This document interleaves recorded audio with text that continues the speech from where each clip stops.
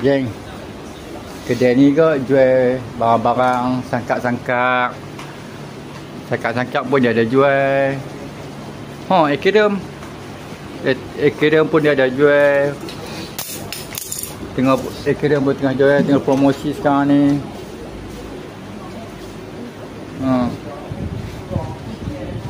Ini binatang-binatang ni.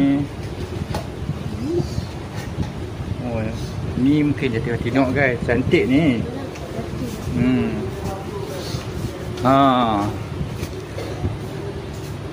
Aik Sasa Oli ni. Dia tengok ini.